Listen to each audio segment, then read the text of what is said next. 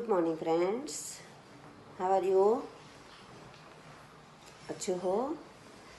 अब 19 तारीख से हमारी SA1 परीक्षा शुरू हो रही है, बराबर, जिनमें हमारे अभी जो रिवीजन यानी कि पुनरावर्तन चल रहा है वह लेसन 1 से 6 है, बराबर। इनमें हम आज इस वीडियो में लेसन नंबर 6 समझेंगे, बराबर। छठा लेसन है सुबह, जो प्रसंग कथा है, यानी कि प्रसंग है इसमें जो सत्य घटना है और वो हमें बहुत कुछ सिखा जाता है। तो आप इस प्रश्नों को ध्यान से सुनिए। वैसे हमने आगे भी पुनरावर्तन किया है, फिर से ये पुनरावर्तन करेंगे। तो सुबह रेशमा ने देखा कि घर के सभी लोग खाली जगह, वाक्य पूरा करना है, सफाई में व्यस्त है, बातों में व्यस्त है, झगड़ रहे हैं, प्रार्थना में व्यस्त है। तो क्या है? तो सफाई में व्यस्त है। सुबह से घर के सभी लोग सफाई क्यों कर रहे थे? तो दीपावली का त्योहार निकट था, निकट यानी नज़दीक। त्योहार से पहले ही सब घरों में साफ सफाई होने लगती है, इसलिए सुबह से घर के सभी लोग साफ सफाई कर रहे हैं। माँ, आज कोई खास बात है? कौन किससे कहता है? तो कौन कहता है? रेशमा। और किससे कहती है? माँ से, बराबर। तो रेशमा माँ से कहती है या पूछती है, यहाँ पर प्रश्न है इसीलिए पूछती है लिखोगे तो भी सही।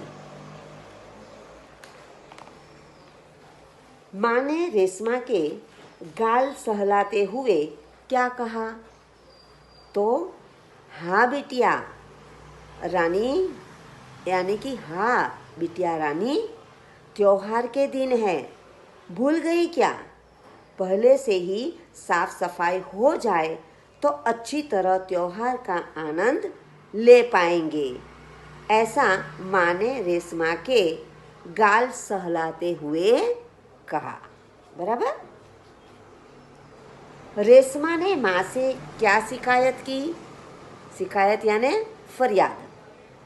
तो रेशमा ने माँ से शिकायत की कि घर की साफ सफाई का कोई काम उसे क्यों नहीं सौंपा गया। तो अब रेशमा को घर की सफाई में क्यों नहीं लगाया होगा? सोचने की बात है। तो रेशमा जब 5 वर्ष की थी तब उसे पोलियो हो गया था, उसके दोनों पैर निकम्मे हो गए थे। इसी शारीरिक कमी के कारण उसे घर की सफाई में नहीं लगाया गया होगा। वैसे भी किसी को कुछ हो जाए, बीमार हो या कोई तकलीफ हो, तो उसे कोई काम नहीं देते हैं, बराबर। तो यहाँ रेशमा की भी यही हालत है। रेशमा खाली जगह साल की थी, तभी से उन्हें दोनों पैर काम नहीं करते थे। कितने साल की? 5 साल की। रेशमा को माँ ने खाली जगह पर बिठा दिया। कहाँ पर? पहिए वाली कुर्सी पर। पहिए वाली कुर्सी, कुर्सी नहीं, ख लिखोगे तो वह गुजराती शब्द है, हिंदी में क लिखते हैं, क कमल का क, कुर्सी। रेशमा के पांव बेजान हो गए थे क्योंकि वह दुर्घटना में घायल हो गई थी। उसे रोज बुखार आया था, उसे पोलियो हुआ था, ए और बी दोनों। नहीं, उसे पोलियो हुआ था। रेशमा बहुत डरपोक लड़की थी। सही या गलत? गलत। रेशमा अब कितने साल की हुई थी? तो कितने साल की हुई थी? 11 साल की। रेशमा अपना जीवन किस तरह जी रही थी? तो रेशमा जिंदा दिली और परिश्रम से अपना जीवन जी रही थी। रेशमा किसकी आंखों का तारा है? तो रेशमा सबकी आंखों का तारा है, यानी कि वो सबको प्यारी है। रेशमा ने अपनी माँ के काम में किस तरह मदद की? तो अलमारी से बर्तन और डिब्बे उतार कर साफ किए गए थे। रेशमा ने डिब्बों पर लेबल लगाए, यानी कि स्टिकर लगाए। फिर वह एक एक बर्तन और डिब्बा माँ को देती गई और माँ उन्हें व्यवस्थित ढंग से रखती गई। इस प्रकार पहिएदार कुर्सी पर बैठे बैठे रेशमा ने माँ की मदद की। माँ को सीरा बनाने के लिए जल्दी सामान चाहिए था। सही या गलत? गलत।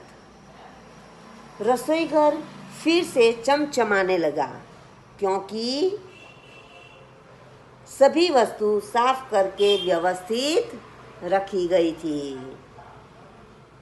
माँ क्यों परेशान थी?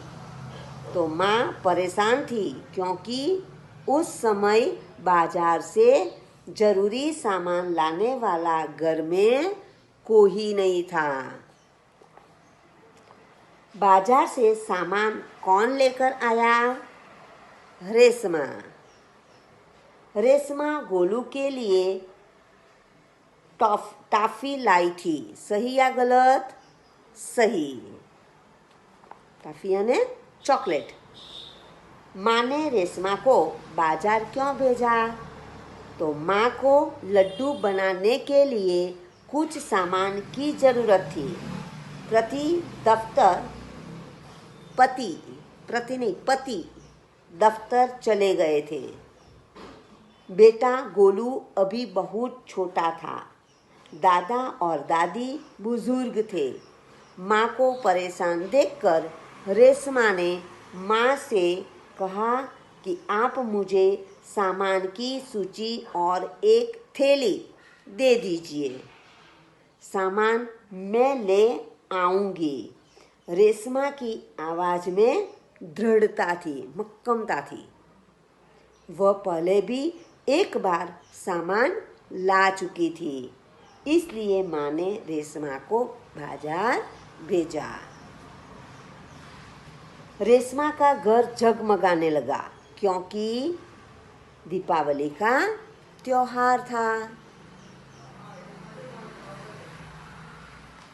खाली जगह अंधेरे पर उजाले की जीत का त्योहार है। कौन सा त्योहार? दीपावली का त्योहार। दीपावली कैसा त्योहार है? तो दीपावली के दिन श्री राम रावण को पराजित करके अयोध्या लौटे थे, इसलिए दीपावली अंधेरे पर उजाले के जीत का त्योहार है। खाली जगह पर अच्छाई और खाली जगह पर सत्य की सदा जीत होती है। बुराई पर सच्चाई और असत्य पर सत्य की जीत। दीपावली के दिन श्री कृष्ण रावण को पराजित करके अयोध्या लौटे थे। सही या गलत?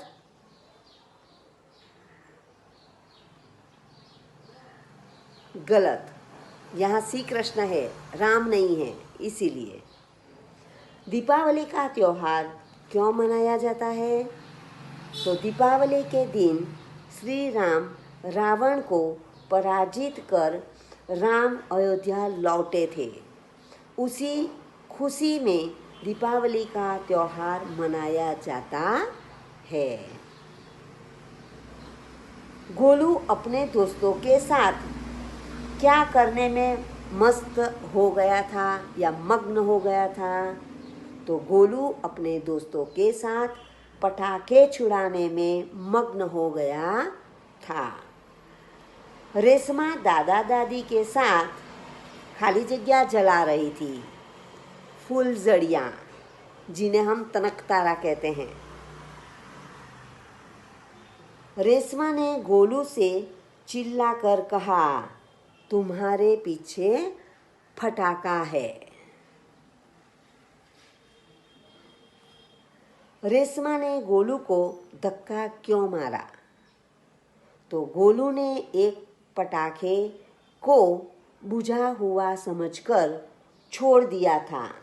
कुछ देर बाद उसी में से चिंगारियाँ निकलने लगी। गोलू की पीठ पटाखे की तरफ थी। रेशमा ने यह देखा और चिल्लाकर गोलू को हट जाने के लिए कहा, पर शोरगुल के कारण, यानी कि बहुत शोर था के कारण उसे सुनाई नहीं दिया।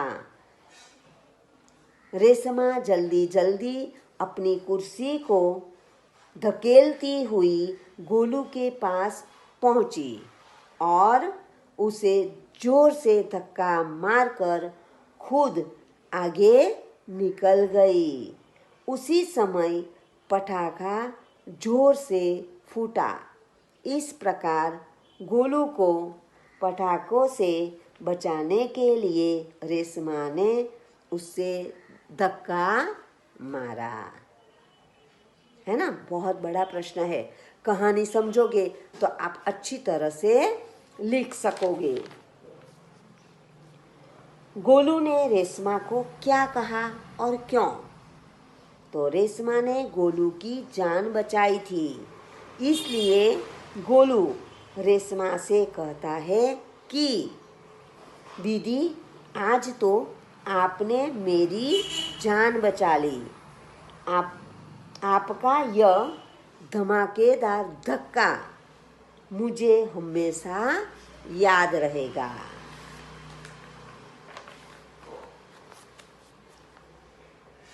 रेशमा की शारीरिक कमी उसके इरादों में कभी बाधा नहीं बनी। भाव समझाइए, यानी कि इस वाक्य को समझाइए। तो पोलियो के कारण रेशमा के दोनों पांव बेजान हो गए थे, यानी कि कुछ काम के नहीं थे।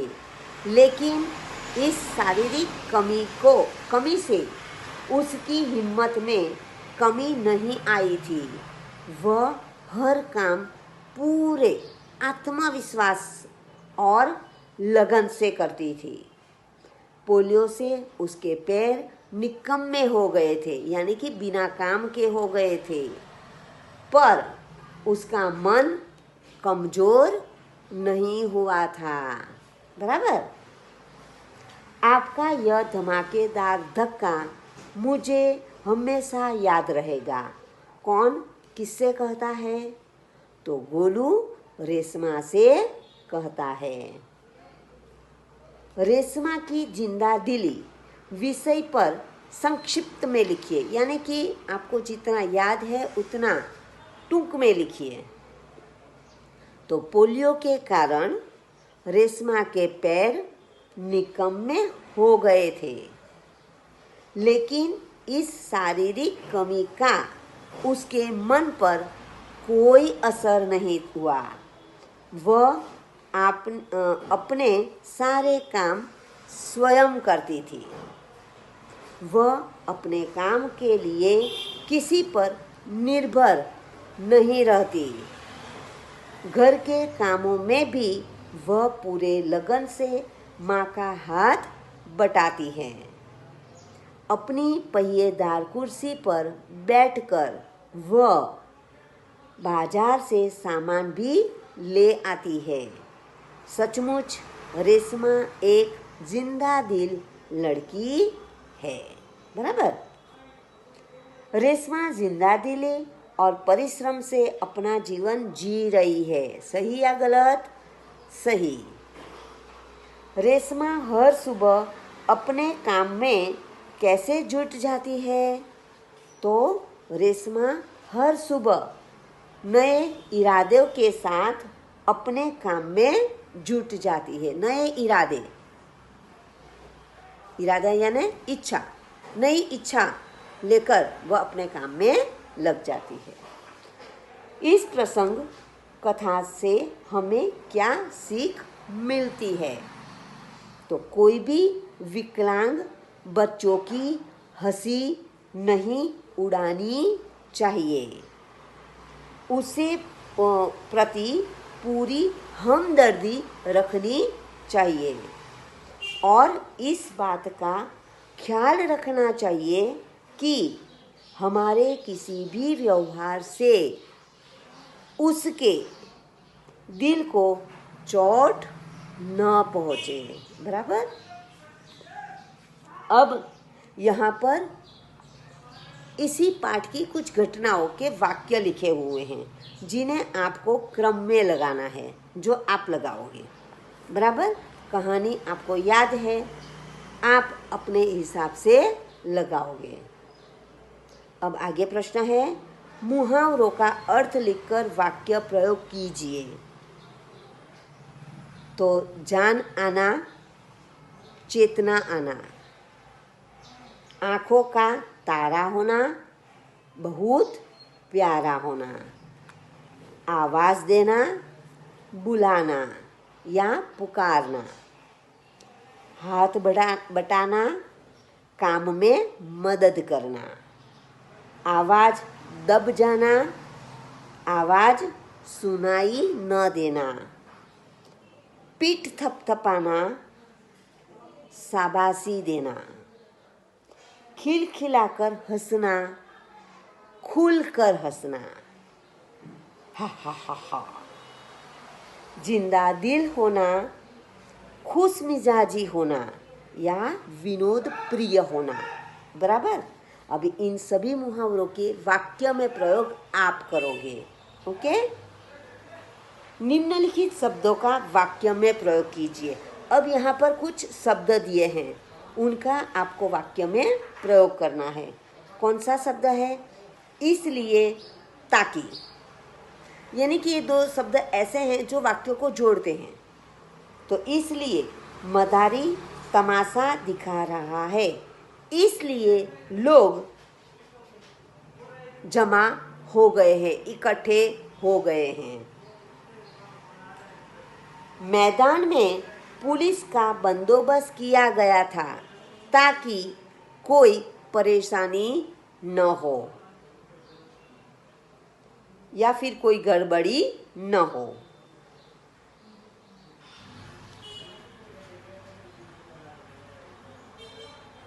क्योंकि, जबकि, तो मैंने छाता खरीदा क्योंकि बारिश की ऋतु थी, आने वाली थी या है, आप जो भी लिखो।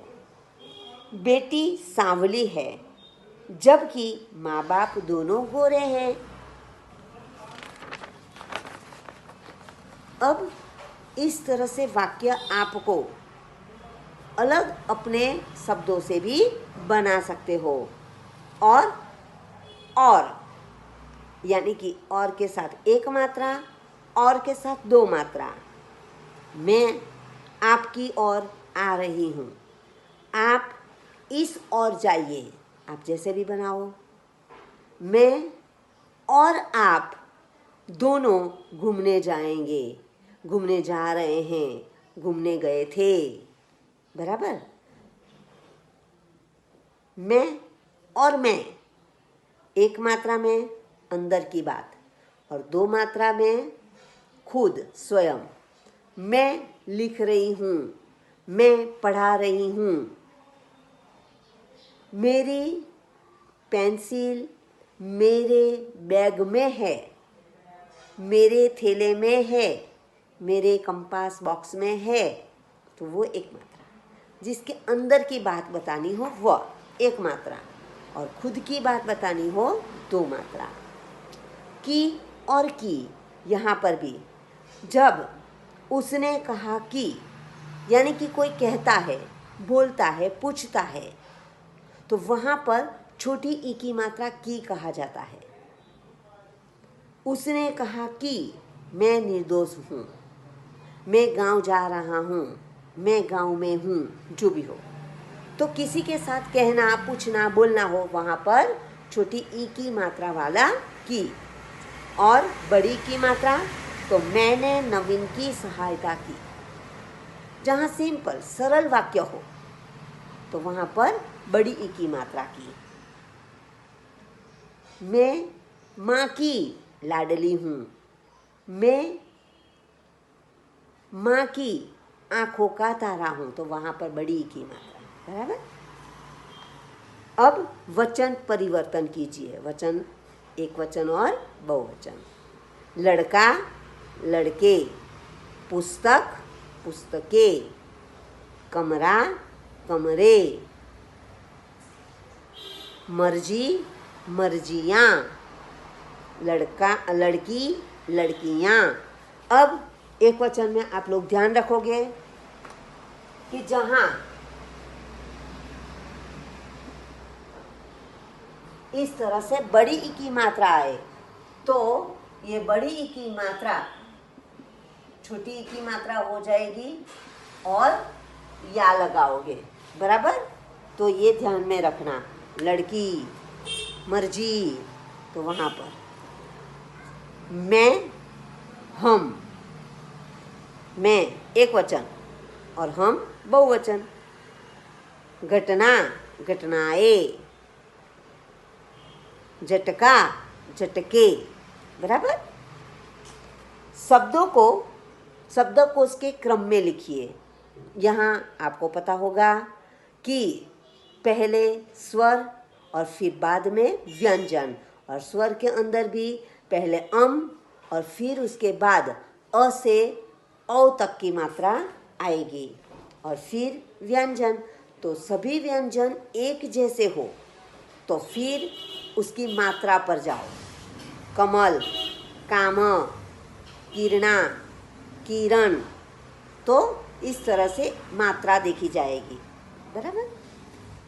तो ये प्रश्न भी आप करोगे। वाक्यों में से विशेषण छांट कर लिखिए, विशेषण ढूंढना है। बराबर। तो रेशमा हिम्मती लड़की है, विशेषण किसे कहोगे? संज्ञा या सर्वनाम की कुछ विशेषता बताइए, वह शब्द विशेषण। रेशमा लड़की है, पर कैसी? हिम्मत वाली, हिम्मती। बराबर। तो ये विशेषण। छोटा बच्चा फिसल गया, बच्चा तो फिसल गया, पर कैसा बच्चा? छोटा बच्चा। तो इस तरह से कैसा या कैसी से प्रश्न बने तो वह विशेषण। ये प्रश्न भी अब आप करोगे। बराबर। अब है समानार्थी शब्द। तो व्यस्त, काम में लगे हुए, व्यस्त है, काम में लगे हुए हैं। दृढ़ता, मजबूती। त्योहार, पर्व, उत्सव। व्यवस्थित, ढंग से या तरीके से। बाधा, रुकावट, मुश्किल। दैनिक, दिन के, रोज के। अब है विरोधी शब्द। तो सफाई, गंदगी, गंदगी, गी की नहीं, की करोगे तो वो गुजराती शब्द आपका गलत होगा। खुशी, गम। प्यार, नफरत, घृणा। व्यवस्थित, अव्यवस्थित। प्रकाश, अंधकार, और जीत, हार, पराजित। बराबर। अब मेरा मित्र आपके मित्र है, तो कोई भी एक मित्र के बारे में आप 8 से 10 वाक्य लिखोगे और दीपावली के बारे में आपको निबंध लिखना है, बराबर।